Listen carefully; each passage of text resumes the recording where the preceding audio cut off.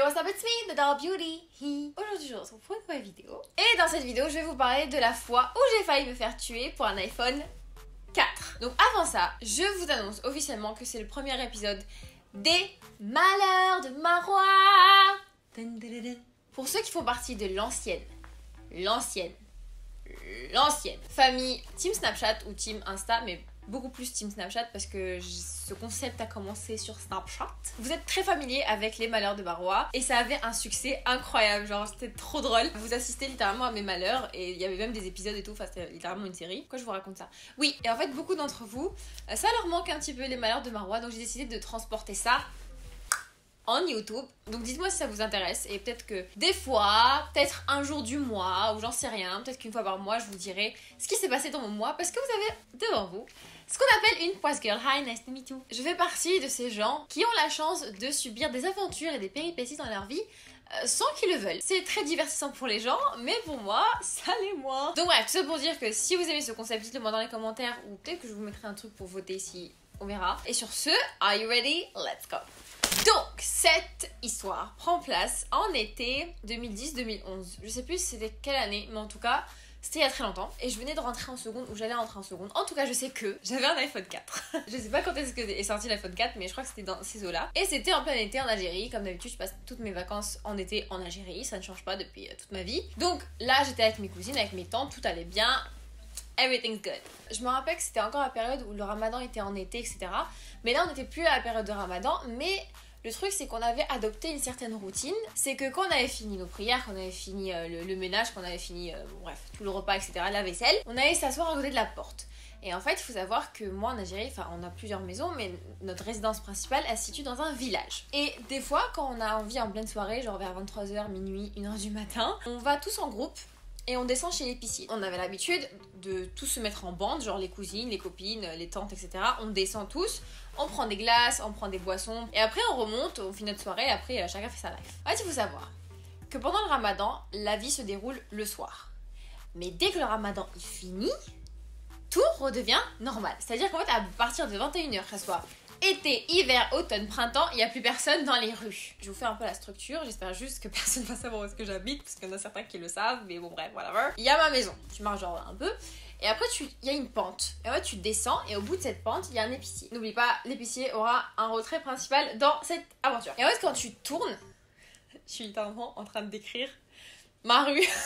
Ouais, et en fait tu descends, il y a l'épicier, et en fait tu tournes et il y a plusieurs boutiques, plusieurs magasins, etc. Et à l'époque il y avait, comment je vais appeler ça? Un magasin t'as Flixi. Donc en fait, c'est comme un tabac, mais en fait là-bas, Flixi ça veut dire recharge de crédit pour le téléphone. Le jour où cette scène est arrivée, j'étais assise avec mes cousines, il devait être 21h, 22h, et là l'une d'entre elles fait « Je connais le Flixi li hambou » comme évidemment personne la calcule. C'est toujours comme ça dans ma famille, genre quand quelqu'un demande un service, personne l'écoute. Et moi j'étais là, franchement j'aime trop me balader dans mon village, j'aime trop, enfin en tout cas à l'époque, j'aimais trop me balader dans mon village. Moi genre dès qu'on me disait ouais viens marcher, je disais vas-y go. Et je dis bah si tu veux moi j'y vais. Donc j'y vais, évidemment j'ai peur du noir parce qu'en fait pour ceux qui me connaissent pas, j'ai une peur atroce de l'obscurité. À l'époque, il y a c'est-à-dire 9 ans, il y avait presque rien. Donc ça veut dire qu'en fait il y avait un champ à côté de chez nous. D'ailleurs il y avait un âne, je sais même pas s'il est encore vivant ou pas. Mais trop chiant cet âne, genre à 6h du matin il disait bref, relou. Et il y avait plein de chiens et tout, genre toi tu les entendais aboyer. Mais bon, les chiens d'Algérie, c'est pas les plus dangereux. Et donc voilà, je décide de prendre ma petite cousine, Wassila, à l'époque elle devait avoir dans les 7-8 ans. Je l'emmène avec moi, de flexo. Tout allait bien, on descend la pente, on parle. Là il y avait les chiens, il y avait l'âne, tout allait bien. Donc là Wassila on marche, et en fait quand on arrive au bout de la pente, il n'y avait pas de lumière. Les lampadaires, je sais pas, il y avait grillé, je sais pas ce qu'il y avait. Il n'y avait pas de lumière. Donc moi, ce que je fais, j'avais mon iPhone, je vois, flash. Donc j'éclaire la rue avec mon flash, je fais son truc de flixage et je reviens. Il y avait un gars, à peu près de mon âge, qui était assis là. Il demandait rien à personne, il était sur son portable, je suis ma life, ok cool. C'est là que tout commence les gars. Vous êtes prêts? Préparez vos tasses de thé. 22h, village, Algérie, moi qui avais 15-16 ans, avec un iPhone 4. Et en plus, c'était grave l'année où les iPhone 4 ils étaient sortis. Donc, c'était un nouveau téléphone, quoi, tu vois. Avec une petite enfant de 7 ans, marchant en pleine nuit, avec un flash, dans une rue où il n'y a absolument personne. Donc, on s'apprêtait à monter la pente pour revenir à la maison.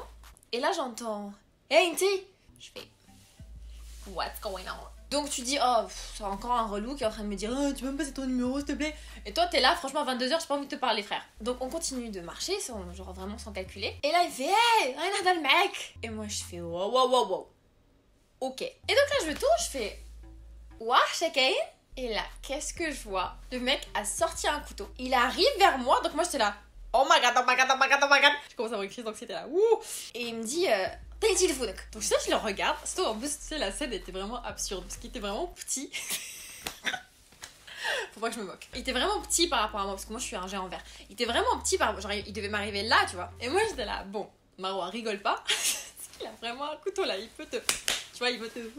Tu vois, c'est mort pour toi là. Et là d'un coup, qu'est-ce que je fais? Instinct de survie. J'ai mis mon téléphone derrière mon dos. Le truc à pas faire. En fait, je peux même pas vous donner des conseils parce que vous pouvez pas contrôler cette situation.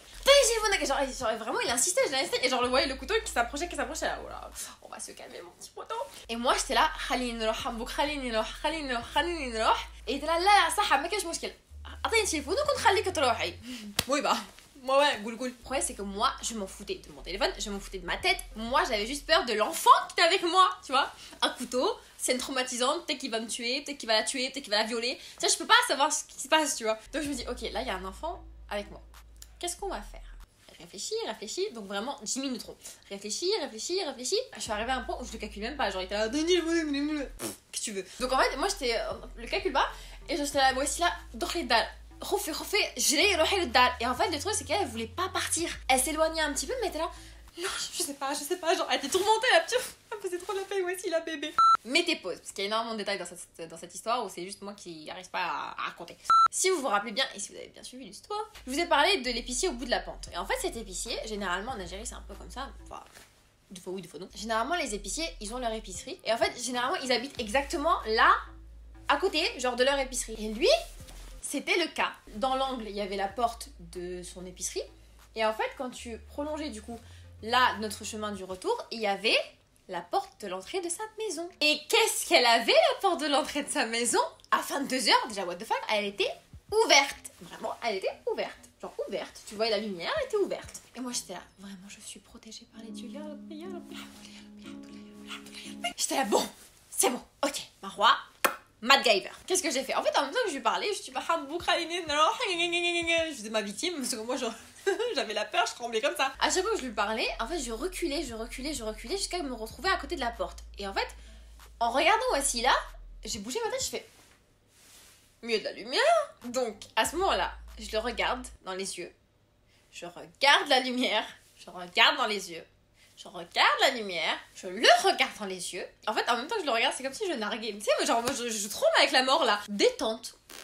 Au calme. Je mets un pied, comme ça, et je recule encore et encore. Genre, vraiment, mec, je vais rentrer chez eux. Il a compris que c'était mort pour lui, qu'il pouvait pas me prendre mon téléphone. Et moi, ma main était comme ça sur le téléphone. Genre, vraiment, genre, il est nouveau, laisse-le tranquille. Genre... Marlois, ça a bousé. Et donc je mets mon pied et en fait là il voit que je vais forcément rentrer chez eux et qu'il va forcément se faire flaguer. Donc il me regarde, il me dit un truc. Alors soit il m'insulte, soit il... Je sais pas ce qu'il fait, je me rappelle plus ce qu'il m'avait dit, mais en tout cas il m'avait dit un truc. Et là il part en courant genre. Donc à ce moment là, j'ai... Genre une demi-seconde. J'ai dit à Wassila, cours. Et genre là on a commencé à sprinter. On marche. Et en fait on arrive. Donc, laissez-moi vous expliquer encore la rue à ce moment-là. J'ai l'impression de faire l'architecture de tout le village. Il faut savoir que là, il y a ma maison. Là, il y a la maison de ma tante. Au bout de la rue où il y avait la maison de ma tante, il y avait un groupe de garçons. Il y avait mon ancien crush. Alors, c'était une très longue histoire avec lui. Bref, c'est horrible. Genre lui et sa bande, t'as vu. Et là, il y avait ma famille. Il y avait que ces deux groupes d'individus dans la rue et nous deux. Et là, je crie Ikram! Et donc là, il y a toute ma famille qui se retourne. Là, il y a tous les garçons qui se retournent en mode qu'est-ce qui se passe? What's going on? Vous imaginez la scène? Après la scène que je viens de vivre, j'ai failli mourir pour un putain de téléphone. Je commence à rigoler. Et là, je fais tu vas jamais imaginer ce qui vient de m'arriver. Donc là, il y a toute ma famille qui se lève. En mode qu'est-ce qui se passe? Ouais, qu'est-ce qui vient d'arriver? Et je fais j'ai failli me faire tuer. Donc je commence à la raconter l'histoire et en fait en même temps que je raconte, en même temps je fais une crise d'hyperventilation. Je commence à faire donc genre je commence à plus arriver à respirer, j'étais comme ça en détresse, en stress, j'étais là genre je peux respirer, c'était horrible. J'étais en état de choc, littéralement. En fait j'aurais jamais pensé qu'un jour ça m'arriverait, comme quoi faut le dire jamais. Donc du coup en fait, vu que ma voix, vous connaissez ma voix, elle porte. Donc en fait, j'étais en train de crier alors que ma famille était à 30 cm de moi. Donc les autres ils ont entendu, tu vois, genre mon crush, my love, il avait entendu. Ils m'ont dit toi tu vas rentrer à la maison, tu restes avec Wassila et avec je sais plus qui. Et nous on va à sa recherche. Vraiment le FBI. Tout ça c'est à cause d'un flixi quand même. Et en fait au moment même où mes cousines et mes tantes elles étaient descendues, eux, toute la bande de mecs, ils étaient aussi descendus, genre pour aller le chercher. Là, ils le retrouvent pas, toute ma famille remonte, bref, c'était devenu l'histoire de la saison. Et quelques jours passent, et là, en fait, je commence à parler à mon crush. Il me dit, oh, qu'est-ce qui t'est arrivé la dernière fois et tout, nanana. Parce que genre, je t'ai entendu crier, mais bon, j'ai pas trop compris. Nanana. Moi, j'étais là, mais ouais, oh my god, je sais pas ce qui m'est arrivé. Donc, je commence à lui raconter. Et là, je lui fais, ouais, j'ai vu aussi que t'étais descendu pour aller chercher, c'est vrai et tout. Et il me fait, ouais, je suis grave allée chercher et tout, et je sais qui c'est. Et bah, très bien, tu vois, genre, qui c'est? Il me fait, c'est un clochard du quartier, enfin, il sert un peu à rien, c'est un peu un no-life, quoi. Et je fais, mais comment t'as su que c'était lui? Et il me fait, ben en fait, c'est un de mes potes.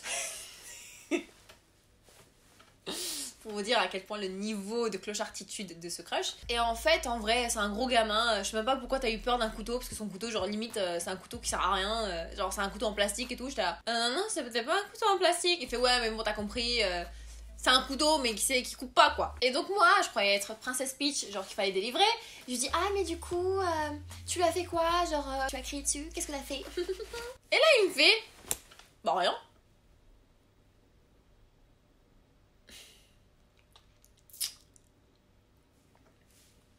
Et c'est comme ça que cette histoire c'est fini. En tout cas, morale de l'histoire, si j'ai une morale à donner à cette histoire, c'est qu'il faut absolument faire attention dans les rues. N'allez pas à 22h dans un village ou peu importe dans une ville, même dans une grosse métropole, toute seule avec un objet de valeur ou genre peu importe, t'es une fille, tu sors pas dehors le soir. Point. Faites attention à vous, ne jouez pas à Lara Croft comme moi, à vouloir faire semer des plans et tout, genre frère, donne ton téléphone.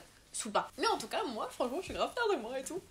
En tout cas, si cette vidéo vous a plu, n'hésitez pas à lâcher un like, de vous abonner, d'activer la cloche pour être au courant à chaque fois que je sors une nouvelle vidéo. Dites-moi en commentaire et là en sondage si vous voulez que je continue les malheurs de Marwa. Bisous. Ciao.